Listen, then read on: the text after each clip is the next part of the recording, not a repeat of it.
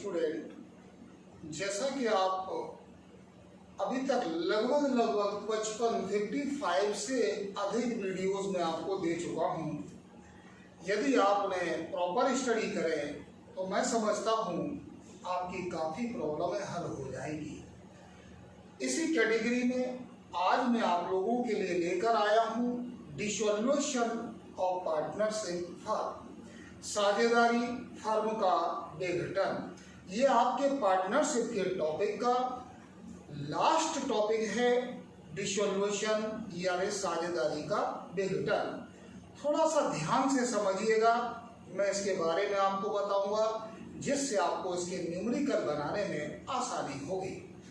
Dissolution क्या है, विघटन क्या है? जब एक पार्टनरशिप फर्म कंटिन्यूस चल रही हो और किसी कारणवश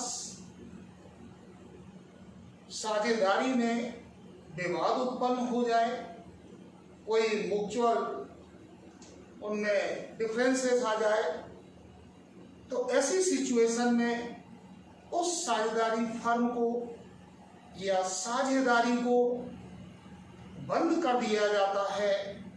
उसे हम साझेदारी का विघटन यानी डिसोल्यूशन कहते हैं। मैं थोड़ा सा बुक की लैंग्वेज में बताता हूँ। Dissolution in term of partnership business means termination of the partnership agreement, यानी विघटन का मतलब, विघटन का आशय पार्टनरशिप टर्म्स का टर्मिनेटेड हो जाना, साझेदारी अनुबंध का रद्द हो जाना। यानी साझेदारों के बीच जो अनुबंध चल रहा है, जो एग्रीमेंट चल रहा है, उसका रद्द हो जाना, उसका टर्मिनेटेड हो जाना, उसका खत्म हो जाना ही साझेदारी का डिसोल्यूशन यानी विघटन कहलाता है। यहाँ पर मैं आपको एक बात बता दूं, पार्टनरशिप एक्ट 1932 होता है, साझेदारी अधिनियम 1932 होता है, और पार्टनरशिप का डिसोल्यूशन का जो सेक्शन होता है वह 39 होता है, यानी कि 39। रिमेंबर रखिएगा ऑब्जेक्टिव वन वर्ड में, पार्टनरशिप एक्ट 1932 और सेक्शन 39। अब डिसोल्यूशन की बात कहना तो बहुत आसान है, सभी साझेदारों के मध्य साझेदारी का समाप्त हो जाना फर्म का डिसोल्यूशन कहलाता है। इसके मैं आपको कॉजेज बताता हूँ, आईएमपी टॉपिक माना जाता है। विघटन के कारण, यानी एक पार्टनरशिप फर्म को क्यों विघटित किया जाता है, किस कारण से उसको डिसॉल्व किया जाता है, इसके कुछ कॉजेज हैं, आप जरा ध्यान से समझने का प्रयास करें। फिर मैं आपको इसके मेथड समझाऊंगा। पहला रीजन है, if the partnership was formed for a specified period and that period has come to the end. If the partnership was formed for a specified period and that specified period has come to end, साझेदारी का गठन किसी निश्चित अवधि के लिए किया गया हो और वह अवधि समाप्त हो गई हो। यानी जैसे साझेदारी का हमने जो गठन किया, हमने जो बनाया, उसको जो फॉर्मेट किया, वो टाइम जो है निकल जाए, तो ऐसी कंडीशन में पार्टनरशिप को डिसॉल्व कर दिया जाता है।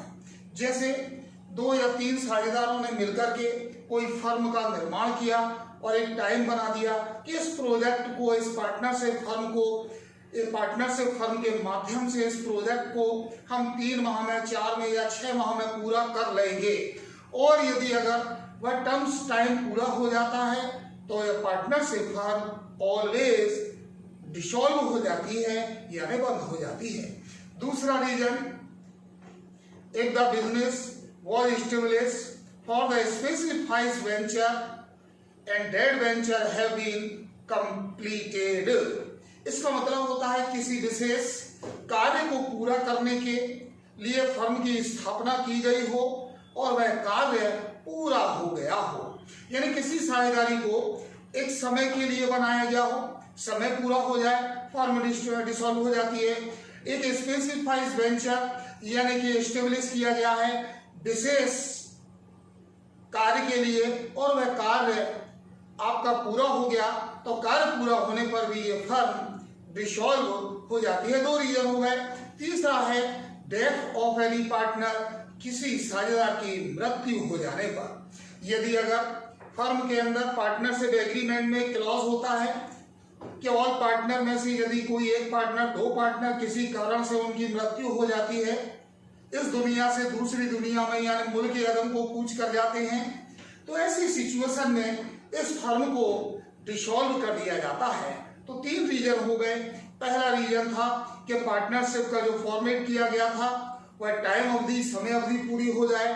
दूसरा था the business establish for a specified venture, किसी विशेष कार्य को करने के लिए साझेदारी का गठन यानी कि एस्टेब्लिश किया गया, और वह वर्क पूरा हो गया, फर्म को डिसॉल्व कर दिया जाता है। और तीसरा है डेथ ऑफ एनी पार्टनर, यदि किसी साझेदार की मृत्यु हो जाती है तो उसे फर्म को बंद कर दिया जाता है। और चौथा रीजन है in case of partner being declared as an insolvent, किसी साझेदार के दिवालिया घोषित हो जाने पर, in case of a partner being declared insolvent, कोई साझेदार यदि दिवालिया हो जाए, इंसॉल्वेंट आप जानते हैं, कॉमर्स पढ़ रहे हैं, दिवालिया नहीं जानते हैं, शॉर्ट में बता देता हूं। ऐसा साझेदार जिसके दिवाली से पहले चल जाते हैं फुलझड़ी और पटाखे।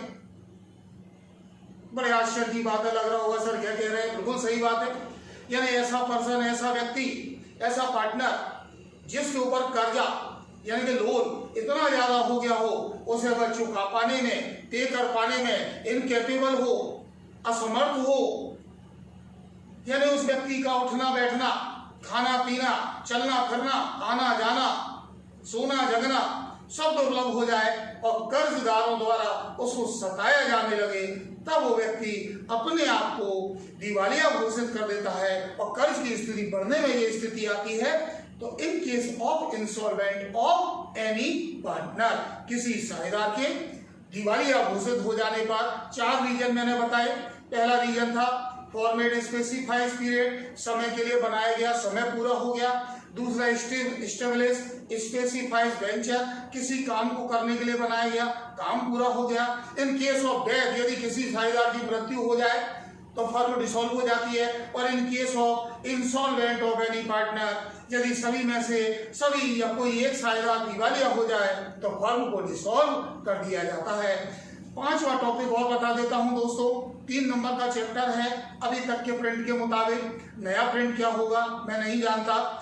इन case of admission of a new partner, the old partnership agreement can come to end and new agreement can be made.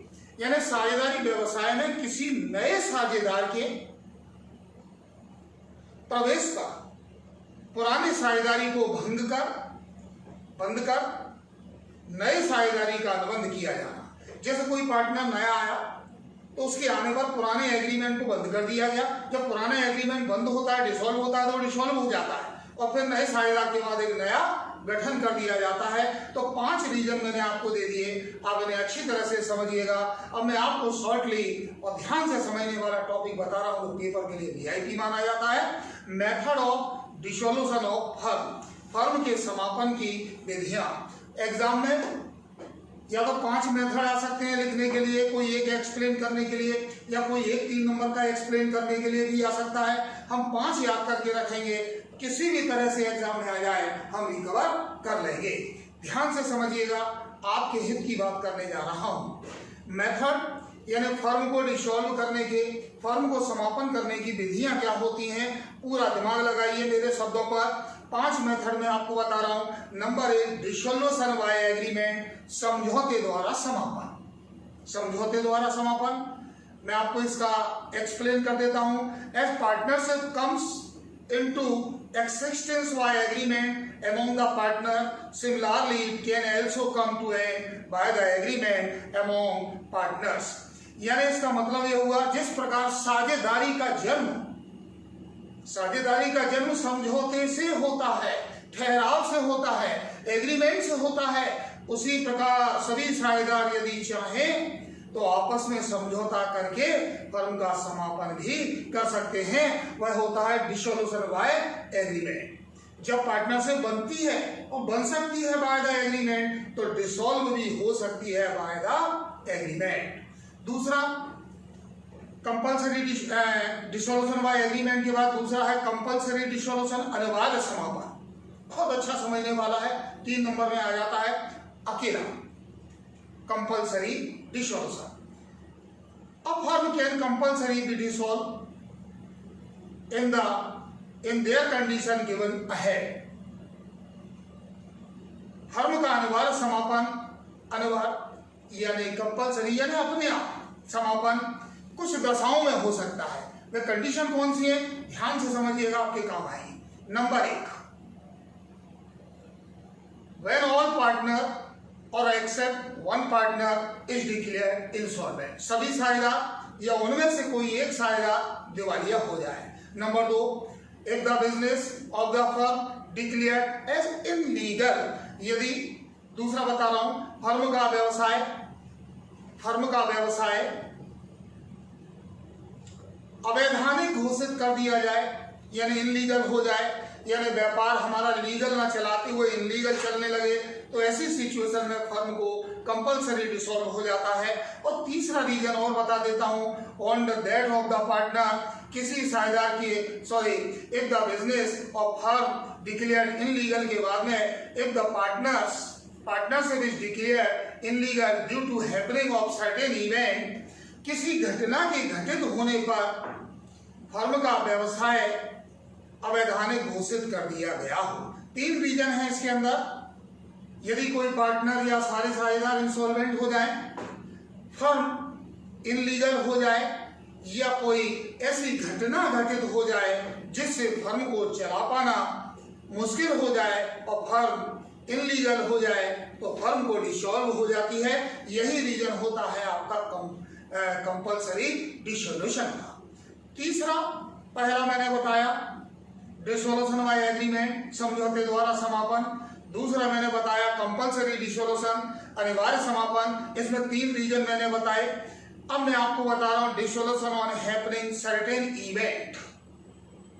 Dissolution happening of certain event, इसका मतलब बता देता हूं, संयोग द्वारा समापन। संयोग आप जानते हैं, जैसे घर से निकले और संयोगवश कोई ऐसा मित्र आपको मिल जाए जिसकी आपने कल्पना नहीं की हो, तो आप कहते हैं आज हमारा दिन अच्छा है भाई, आज आप इतने दिनों बाद संयोगवश मिल गए। तो वही मैं कह रहा हूं dissolution on happening of certain event. इसका रीजन बता देता हूं, इसका मतलब बता देता हूं। इसमें भी 3 टर्म्स लागू होंगी। Number 1, on the expiry of the specified period. वही वाली बात आगे जो मैंने स्टार्टिंग में समझाई थी। यदि फर्म का गठन किसी निश्चित अवधि के लिए किया गया है और वह टाइम पूरा होगा, जो कॉजेज मैंने आपको बताए थे वह सारे इसके अंदर रख दीजिए, आपका जो है हैपनिंग ऑफ सर्टेन इवेंट लागू हो जाएगा। कॉजेज 5 बताए थे, 5 में से 5 इसके अंदर आप रख सकते हैं। पहला रीजन वही निकल के आ रहा है, फिर सुन लीजिए। On the expiry of specified period for which the firm established, यानी एक समय के लिए बनाई गई हो, समय निकल गया हो। If the firm has been established for specified venture, firm का निर्माण किसी विशेष कार्य को करने के लिए किया गया हो और वह वेंचर का वर्क पूरा हो गया हो, तो ये हैपनिंग होते हैं संयोग। बस संयोग हुआ, खत्म हो गया। और तीसरा था on the death of partner, किसी साझेदार की मृत्यु हो जाने पर। और चौथा मैंने बताया था when admission of a new partner, यदि कोई नया साझेदार फर्म में आ जाए तो पुरानी फर्म को डिसॉल्व करके एक नई फर्म का निर्माण। जो कॉजेस थे वही सारे के सारे dissolution on happening of certain event, यानी संयोग द्वारा समापन में शिफ्ट हो जाएंगे, यानी 2 in 1 हो जाएगा।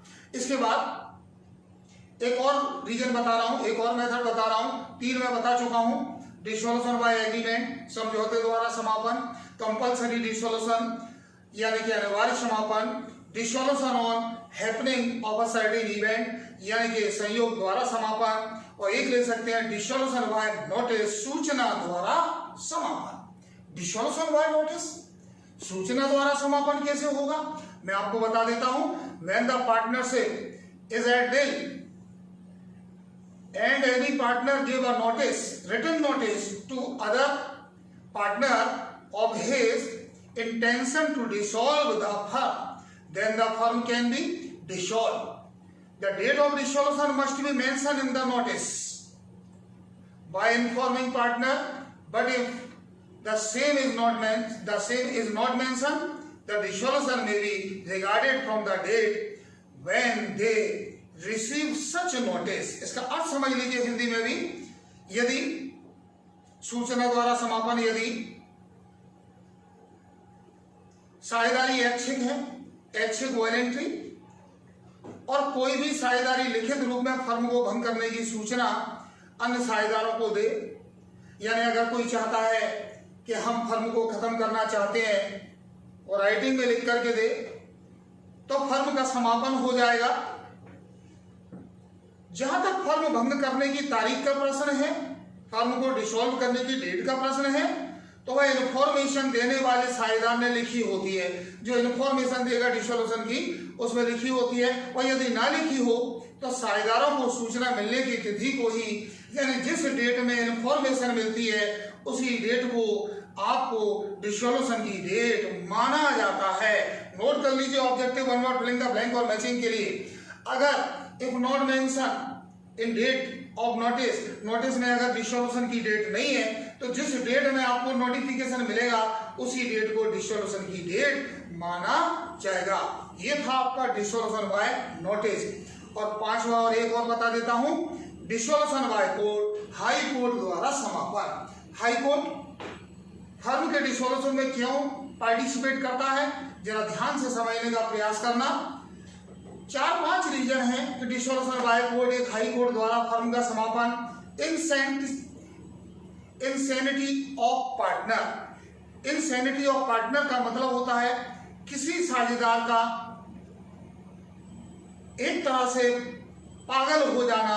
व्हेन अ पार्टनर है बिकम अनसाउंड माइंड, यानी यदि कोई फर्म का पार्टनर इंसेनिसिटी यानी कि अनसाउंड माइंड, यानी कि मानसिक रूप से अस्वस्थ, यानी कि पागल, यानी कि सिर्री हो जाए, ऐसी सिचुएशन में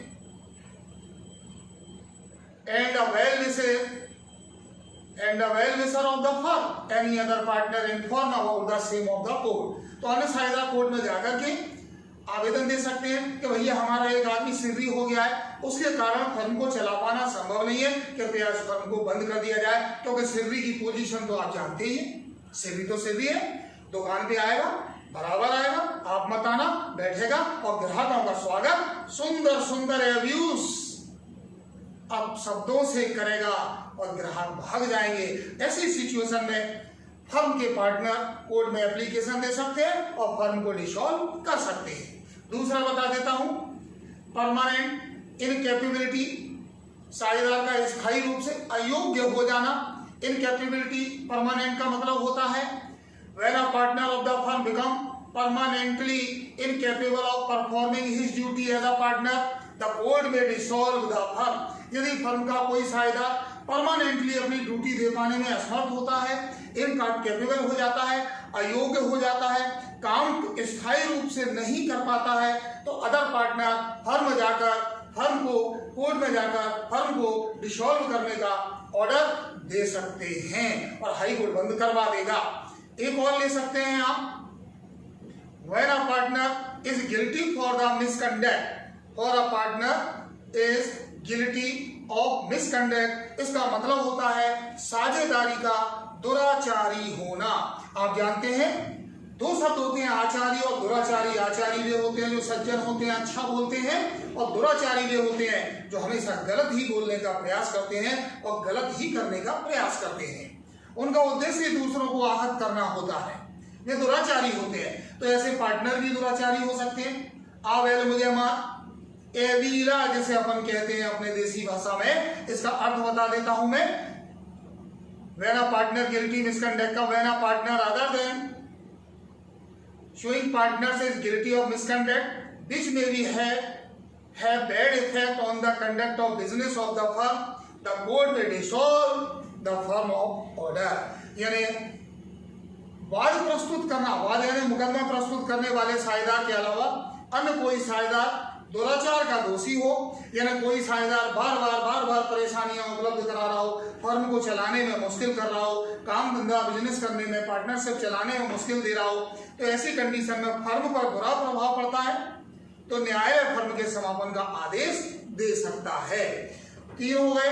एक और बता देता हूं, ब्रीच ऑफ पार्टनरशिप एग्रीमेंट, यानी साझेदारी द्वारा समझौते के विपरीत काम करना। ब्रीच ऑफ एग्रीमेंट यानी साझेदारों के बीच जो एग्रीमेंट हुआ है उस एग्रीमेंट के मुताबिक साझेदारों का वर्क न करना, उस एग्रीमेंट से हटकर काम करना, वही होता है breach of partnership agreement. When a partner willfully commits breach of partnership agreement and conduct himself in such manner that it become the difficult to carry the business, उसके गलत व्यवहार के कारण, उसके बुरे व्यवहार के कारण, उसके विपरीत कार्य के कारण साझेदारी को चला पाना संभव न होता है, इसलिए एक फर्म को हाई कोर्ट के द्वारा समाप्त किया जा सकता है। तो दोस्तों इनको पढ़ करके रखिएगा। और शॉर्ट में मैं एक क्वेश्चन और समझा रहा हूं, उसके बाद इसके न्यूमेरिकल के पैटर्न को बताऊंगा। चौथा क्वेश्चन है, difference between dissolution of partnership and dissolution of firm. साझेदारी के समापन एवं फर्म के समापन में क्या अंतर है? बिल्कुल अंतर है। पहला है रिलेशन, संबंध। इन दिस ओनली वन और 2 partner may be leave the firm. साझेदारी के समापन में 1 या 2 या 3 साझेदार जा सकते हैं। In this relation between all the partner comes to end, यानी जब साझेदारी का समापन होता है तो साझेदार जाते हैं और फर्म का समापन होता है तो पूरी फर्म बंद हो जाती है। दूसरा, closure of business. The closure of businesses is not essential to dissolve the partnership. साझेदारी के समापन होने पर, साझेदार के अलग होने पर फर्म बंद नहीं होती, लेकिन फर्म के डिसॉल्व हो जाने पर साझेदारी डिसॉल्व हो जाती है। आप सोचिए, मेरा कोचिंग सेंटर है कॉमर्स वाद तिवारी सर। यदि आप मेरे पार्टनर हैं, मेरे यहाँ पढ़ने आते हैं एज ए पार्टनर हैं, आप जाना चाहते हैं जाइए, आपको जाना है जाइए, तो क्या फर्म बंद हो जाएगी? बिल्कुल नहीं होगी। लेकिन यदि अगर फर्म बंद हो जाएगी तो आप ऑलरेडी क्लोज हो जाएंगे, आप अलग हो जाएंगे। तीसरा बता देता हूं, डिसोल्यूशन यानी विघटन। ध्यान से समझना, for dissolution of partnership the dissolution of the firm not essential. वही बात कह रहा हूं, फर्म के समाप्त हो जाने पर साझेदारी का समापन नहीं होता, लेकिन फर्म के डिसॉल्व हो जाने पर पार्टनरशिप का विघटित हो जाना पॉसिबल है। और चौथा टॉपिक और बता देता हूं, 5 टॉपिक हैं, पेपर के लिए आईएमपी है। सेटलमेंट ऑफ अकाउंट, हिसाब किताब। On the dissolution of a business partner, on the dissolution of a partnership the account is prepared for the payment of outgoing partner, यानी फर्म से अलग होने वाले साझेदार का हिसाब लौटाने के लिए किया जाता है। और इसका दूसरे का रीजन बता देता हूं, but on the dissolution of firm the final settlement of account is made, यानी विभिन्न कारणों से फर्म के विघटन का हिसाब किताब अंतिम बार तैयार किया जाता है। साझेदारी का विघटन होता है, साझेदार जाता है, साझेदार का हिसाब बनाया जाता है रिटायरमेंट की तरह। लेकिन जब फर्म डिसॉल्व हो जाती है तो आखिरी बार इनका हिसाब किताब किया जाता है। और लास्ट कंडीशन और समझ लो दोस्तों, वो है कंडीशन, यानी नाम ही उसका परिस्थिति है, इसका नाम है on death or partner becoming or insolvent the partnership comes to end. किसी साझेदार की मृत्यु हो जाने पर, अनसाउंड माइंड यानी सिर्री हो जाने पर, दिवालिया हो जाने पर फर्म डिसॉल्व हो जाती, यानी फर्म डिसॉल्व हो जाती है।